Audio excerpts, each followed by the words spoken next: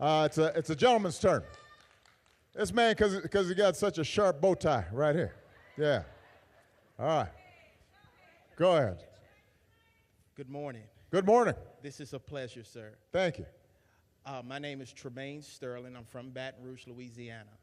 Through your entire 2 terms as president, what would be your biggest regret and why? I think it's a great question. Although, had you been watching my State of the Union on Tuesday,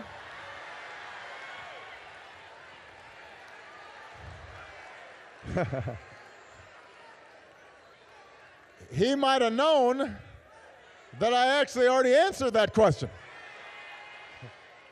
But that's okay. I'm sure there was a good ball game on that night. No, what I told the country, except for you, was that my biggest regret was the fact that politics has become more rancorous during my presidency and more polarized than it was when I came in. And keep in mind, when I ran, my belief was that there were no red states and blue states. There wasn't a black or white or Latino or America. There was a United States of America. And that continues to be my belief. Now, I have, as president, obviously done soul searching about what are things I could do differently to help bridge some of those divides. I think part of it had to do with when I came in, we had a real emergency and we had to act quickly, and people in Washington sometimes weren't always as focused on getting the job done as they were, how's this going to position us for future elections. But as I said at the State of the Union, I have no doubt that there are things I could have done better. But what I also say is that this is not something a president can do by him or herself. When it comes to how we work together, the main impetus for a better politics is going to be the American people. They have to demand it. And so if we have voters who are not getting involved,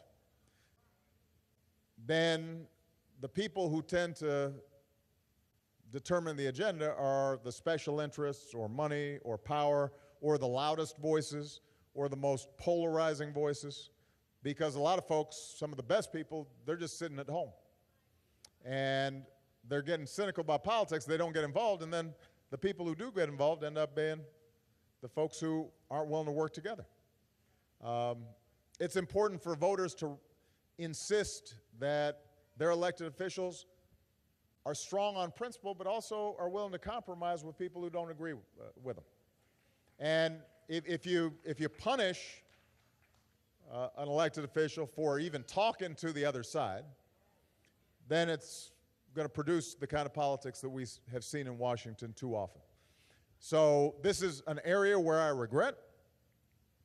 I'm going to keep on working at it, try to see what more we can do to reach across the aisle to get things done. I said on Tuesday that I think at the end of last year, maybe we surprised the cynics by getting a budget done, and we extended tax cuts for working families that were due to expire, and we were able to continue funding for transportation. I know that your mayor was talking about how the interstate here narrows, and we may need to do something about it to relieve some traffic.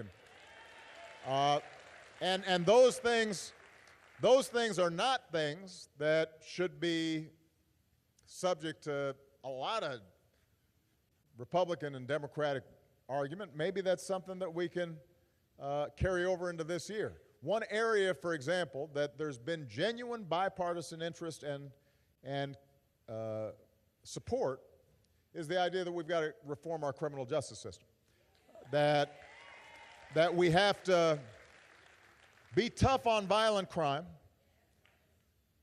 but also be smart when we think about how can we prevent young people from getting into the criminal justice system in the first place. How can we provide alternatives for low-level, nonviolent drug offenders? How can we make sure that the sentencing is proportional? How do we make sure that we're training folks while they're incarcerated to get a skill that would allow them to be gainfully employed? How do we make sure that when they are released that there's a transition process for them? How do we lift up all the outstanding employers who are willing to give people second chances? So there's a whole slew of work that we could be doing there, and to their credit, we've seen some very conservative Republicans and some very liberal Democrats sitting down at the table and trying to work it out. And that's an example of where we see some promise. Another area and I mentioned this at the State of the Union. Some of you have heard of the Earned Income Tax Credit. Now, this is a program historically that is supported by Democrats and Republicans, and it's a pretty simple idea. If you work, you shouldn't be in poverty, and so we should provide tax breaks to low-income working families so that they don't say, I might as well just be on welfare because I'll get more benefits than if I'm working. Well, the Earned Income Tax Credit creates an incentive to say, you work hard, you're working full-time, but it's, say, a minimum wage job. We're going to give you a chance, if you've got kids, to raise that income level, get a tax break. The problem is that it does not apply to individuals without children. And that means a lot of men in that category don't benefit. And young people don't benefit. And one of the things we've been talking about is if we expand that to reach workers who don't have children but are also working hard and are in poverty, that could be helpful. And these are areas where Cedric, he's been a leader on criminal justice reform. He's working on this as well. I know that Mitch has been doing great work when it comes to the criminal justice system in New Orleans. These are the kinds of areas where just common sense can prevail if we've all got a spirit of trying to solve problems instead of just winning elections. Okay?